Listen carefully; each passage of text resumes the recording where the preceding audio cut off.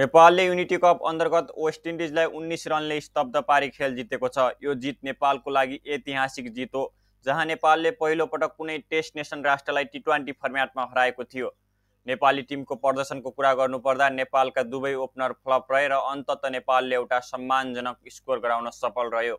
आजको यस भिडियोमा सम्पूर्ण खेलाडीले कस्तो प्रदर्शन गरे त्यसबारेमा चर्चा गर्नेछौँ। यदि तपाईँ हाम्रो युट्युब च्यानलमा नयाँ हुनुहुन्छ भने च्यानललाई सब्स्क्राइब गरी छेउमा रहेको बेल आइकनलाई थिच्न पनि नभुल्नुहोला। नेपाली टिमको ऐतिहासिक जितको लागि कमेन्टमा कङ्ग्रेचुलेसन पनि लेख्नुहोला। सुरु गरौँ आजको भिडियो। नेपाली टिमको पहिलो रोजाइमा रहेका ओपनर कुशल भुर्तेलले ब्याटिङको तर्फबाट राम्रो प्रदर्शन गर्न नसके पनि बलिङतर्फ भने तुफान मच्चाएका थिए।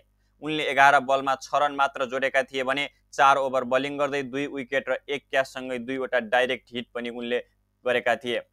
त्यसैगरी नेपालका अर्का ओपनर आसिफ सेखको भने राम्रो ओपनिङ रहेन भने उनले 4 बलमा 3 रन मात्र बनाए। त्यसैगरी रोहित कुमार पौडेलले भने 35 बलमा 38 रन बनाएका थिए भने 1 विकेट लिनुका साथै 1 क्याच पनि गरेका थिए। रोहित कुमार पौडेलले भने आज एउटा क्याच ड्रप गरेका थिए, यो उनको गल्ती थियो। अर्को नेपालका पावर हिटर भनेर चिनिने कुशल मल्लले शानदार प्रदर्शन गरे। उनले 21 बलमा 30 रन बनाएका थिए। त्यसैगरी युवा अलराउन्डर गुलसन झाले प्रदर्शन राम्रो देखाएका थिए। उनले 16 बलमा 22 रन बनाएका थिए। नेपाली टाइगर भनेर चिनिने दिपेन्द्र सिंह एरीले 19 बलमा 17 रन मात्र बनाएका थिए भने बलिङतर्फ 1 विकेटसँगै डाइरेक्ट हिट र क्याच पनि गरेका थिए। त्यसैगरी सन्दीप जोराले 6 बलमा 9 रन बनाएका थिए। सोमपाल कामीले 5 बलमा 6 रन बनाएका थिए भने बलिङतर्फ उनले राम्रो प्रदर्शन गर्न सकेनन्। उनले 4 ओभर बलिङ गर्दा पनि विकेट हात पार्न सकेनन्। उनले सर्वाधिक 43 रन खर्चिएका थिए। त्यसैगरी करण केसी शून्यमै आउट भए। उनले 1 विकेट लिएका थिए। नन्दन यादवले भने 2 बलमा 7 रन बनाएका थिए।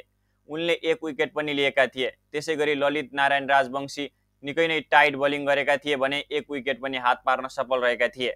ओभरअल नेपाली टिमलाई हेर्दा बलिङ राम्रो भएको देखिन्छ, तर बलिङतर्फ सोमपाल कामी भने फ्लप भएको देखिन्छ। त्यसैगरी आज नेपाली टिमले छक्का चौकाको हेर्ने हो भने 6वटा